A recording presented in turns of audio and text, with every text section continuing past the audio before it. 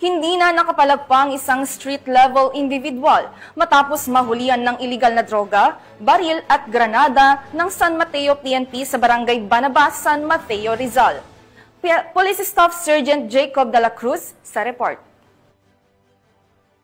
Naresto na matauhan ng San Mateo Municipal Police Station ang isang kilalang street-level individual na kinilalang si alias BJ, 29 taong gulang, residente ng Barangay Gitnang Bayan 1, San Mateo, Rizal.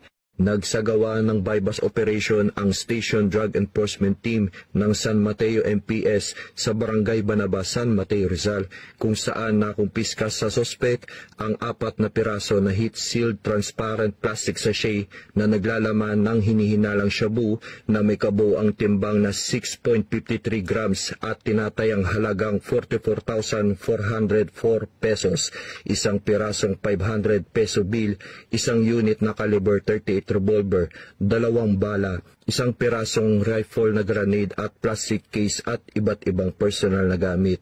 Ang suspect ay pansamantala nakapiit sa San Mateo MPS Custodial Facility habang inahanda ang mga kaukulang dokumento para sa pagsasampa ng kasong paglabag sa RA 9165 o Comprehensive Dangerous Drugs Act of 2002, RA 10591 o Comprehensive Firearms and Ammunition Regulation Act at RA 9516 o Illegal Possession of Explosives. Patuloy na pinaigting ng kampanya laban sa iligal na droga at iba pang kriminalidad upang matiyak ang kaligtasan at kapayapaan ng mamamayan ng Rizal.